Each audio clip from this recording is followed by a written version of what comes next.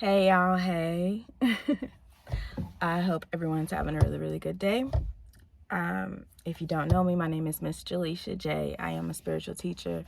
I also am an author, and I am a self-love coach.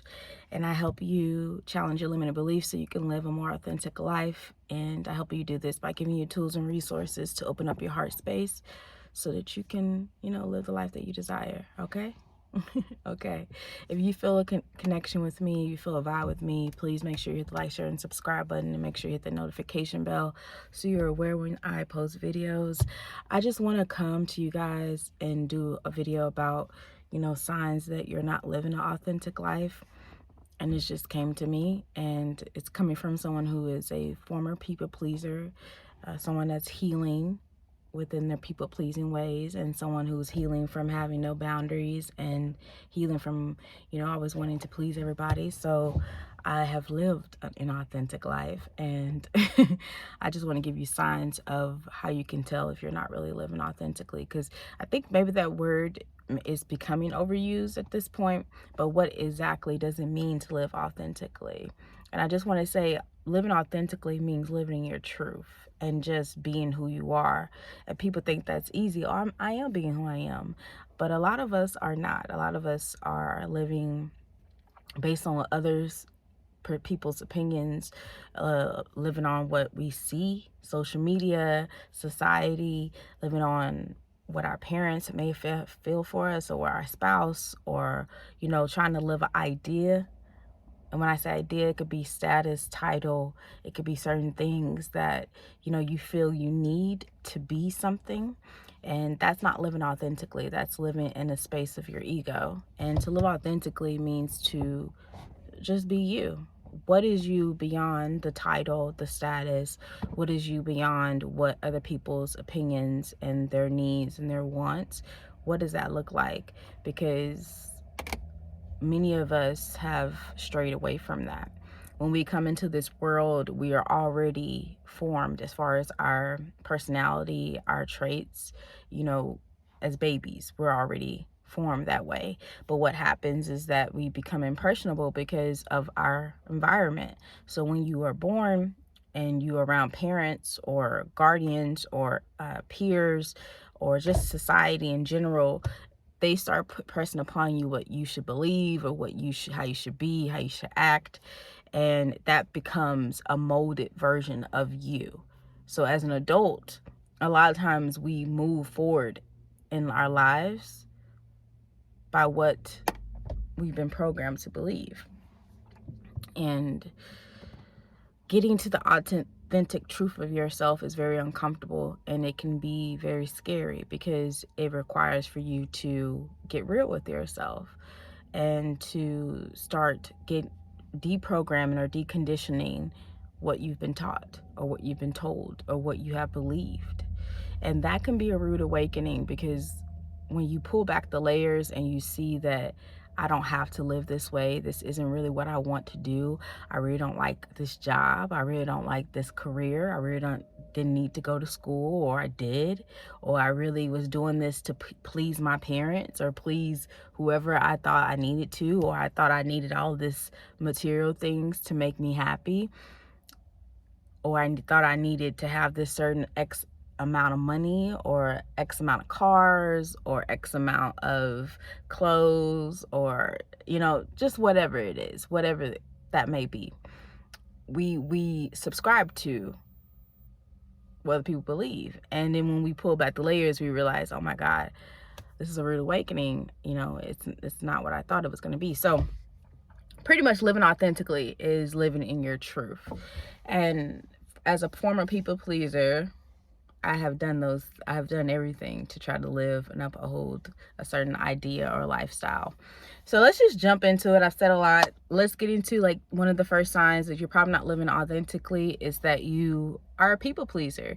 You're always concerned what other people think about you and what they feel. And you're always concerned with, trying to check in with other people. And that's not living authentically, because that means that you base your decisions, or you base your choices, or you base your movements on what other people think. And so when you are living in that space, that's not living authentically, because someone shouldn't have control over what you think or what you feel or how you show up. You should be solid in the knowing of who you are and what you want. And you can invite people into your experience, but your experience shouldn't change, or your energy shouldn't change because of what someone else thinks.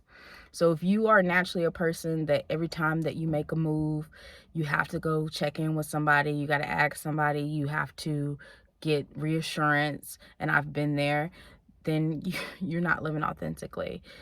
That's could be a codependency wound, that could be a people pleasing wound, it could be a boundary issue, there could be some abandonment things going on, there could be a multitude of different things, but you're just not living in your truth.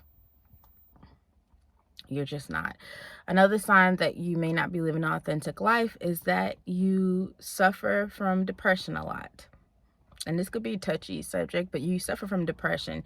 Depression, to me, in my personal belief, everything that we experience is a energy or a feeling or emotion.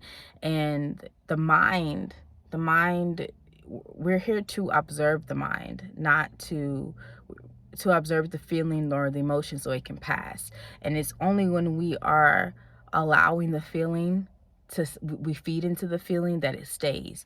And a lot of time it stays because we are not living a life that's in alignment with our truth.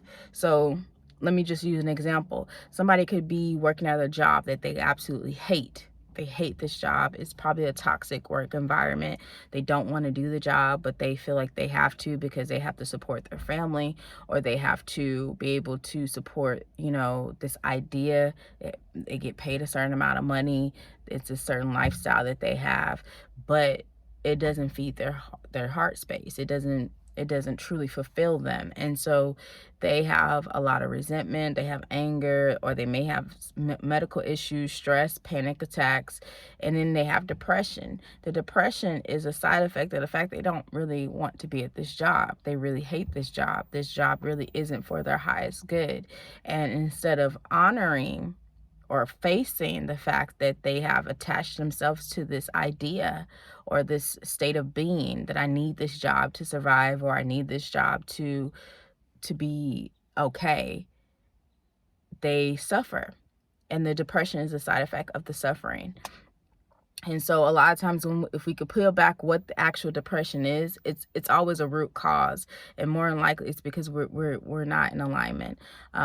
Back in November of last year, I was having like signs of depression, and I was really, really sad, and I was really, really just down and out. And when I peel back the layers, it was really because I wasn't doing anything with my career. I wasn't pursuing my dreams. I wasn't pursuing my goals. And so I had a lot of sadness. The depression was just a side effect of the illness of me not actually doing what I really want to do, not living in alignment with my truth. So people say, I'm depressed. There's a reason for the depression, and it's usually because we're not living in alignment with our truth. Another example I want to use is, say it's a mother who has many children, or has a couple children, one child, and she is depressed. It's hard for her to get out of bed. It's hard for her to do anything. She's really down and out. If you could peel back the layers, you would find that she's tired, that she doesn't want to do all this by herself, that she's forgotten things that she wants to do, that she's forgotten her own purpose and path. She doesn't have help. She thinks she needs to do this all by herself, and she feels her whole being is just tied to motherhood, and she's lost who she is. That could be a reason for the depression. So she's not living in her authentic truth. And I don't have children, but I want to just be clear that even as a mother, you are deserving and you are entitled to your peace, and you're deserving and entitled to still finding what is meaningful for you outside of motherhood. We have to make sure our cup is full, because when we pour from a full cup, we're able to pour substantial love into our children and to everyone around us. They benefit from that. But if we are not whole, or we're not okay, then they don't get the best of us. They get broken pieces of us, and that's what causes pain later for children, or within that time frame. So you still can find your balance. You still can ask for help. You still can discover you. Okay? Another sign of living not authentically is you have no boundaries, which is kind of tying into the people pleasing, but you have no boundaries. So it still means that you are allowing yourself to be, your voice to be minimized, your needs to be minimized. And I think, I'm not going to speak for everyone, but I'll speak for myself, is that when I haven't had boundaries, it's attributed to something happened in my childhood that showed me when I spoke up for myself, or when I tried to be seen, or when I tried to do something, I was rejected or I was not honored. And so that memory is imprinted in my body, in my nervous system. And so as an adult, I never wanted to step on toes. I never wanted to speak up for myself. I avoided conflict at any giveaway turn. And I avoided, rocking the boat. And that has not served me, because it has brought me in situations where I have had friends, or I've had situations or connections where I didn't feel seen. And when I say seen, I didn't feel heard. I didn't feel valued. I didn't feel like they really knew me. And they didn't know me because I didn't allow them to know me, because I didn't allow myself to speak up. I had no boundaries. And what I'm learning now is that when you have boundaries, it allows you to invite people into your space that actually see you, and also allows you to protect yourself and honor yourself and to honor other people, because I'm showing up truthfully as who I am. And this is something I've been really, really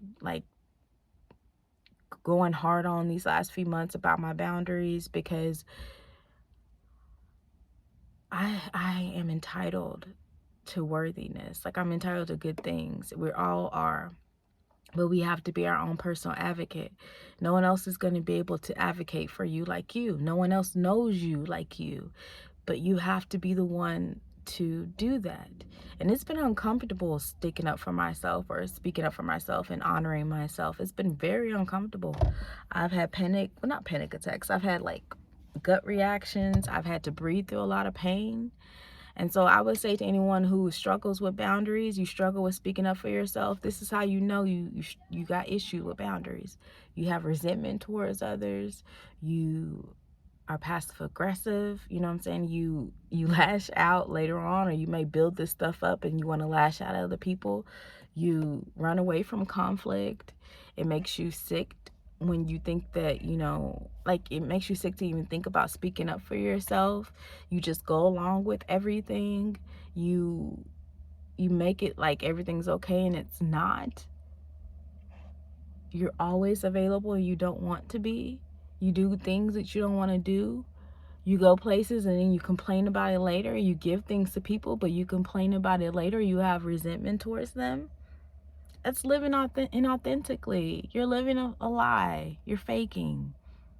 You're dishonoring yourself. And when you dishonor yourself, you're dishonoring other people. That's how you know you're not living in your truth. You have boundary issues. I would say to anyone that struggles with setting boundaries, I've been working on the 4-second method. I always use this anytime that I get questioned to do something, anytime someone asks me to go somewhere, anytime someone wants to do something with me, even if I'm dealing with a guy, if I need to state, my boundaries, I check in with myself. I take a deep breath in through my nose. I hold for 4 seconds. Let it out through my mouth. I do it again.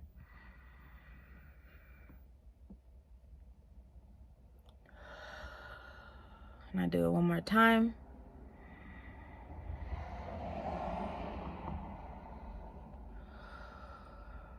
And I ask myself, does this sit right with me? Is this something I want to do? If it doesn't feel good, if I don't feel good with it, if I'm questioning it, I don't need to do it. And I may have to breathe through a text message. No, I can't come. No, I'm not going to be able to do it. No, but thank you. It's uncomfortable when you do it, but it gets easier. And I used to always preach this to people, but it was very hard for me to do it. Now it's becoming comfortable for me. Like, very comfortable.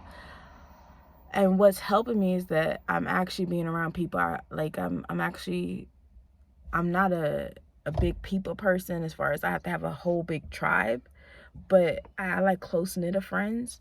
But I'm actually being around people who can see me, and that's really cool. So that's a reflection of me showing up authentically. Living authentically doesn't come automatically all the time. We learn about ourselves. Those who aren't aware just stay in the bubble. They stay doing the same behavior. But those who are uncomfortable, and maybe even you watching this video, it's a reason why you're watching. To be authentic means that you do things that people don't understand. It also means that you are not going to be necessarily liked by everybody. You're not supposed to. And you're not necessarily going to be understood by everybody. You're not supposed to. But you have to start owning your truth. You have to be okay with that. Like, okay with not being accepted, liked, not being able to fit in. You have to be okay of standing on that hill or that mountain or that whatever by yourself, and knowing that if you just surrender to you and release the idea of what being accepted looks like, or whatever, just release it. That whatever's meant for you will flow to you. But whatever's currently in your life is a byproduct of how you're showing up, how you feel about yourself, how you see yourself. And if it's not bringing you peace, if it brings you dis-ease, then you might not be living in your most authentic truth at this moment. And our truth changes, because as we grow, as we learn, as we evolve, things change. What we need changes. So in this moment, ask yourself, am I living in my truth? Am I around those who see me? Do I feel loved? Do I feel seen? Do I feel like my needs matter? Do I feel like I matter in my connections? Do I feel like I am living a life that I want to live? Or am I living a life for what other people want for me? If you're willing to really go there and get real with yourself, then you can be able to start the deprogramming or the deconditioning of living a life that's not really for you. So I send you all love. I send you all grace. And I hope that you choose yourself today. Peace.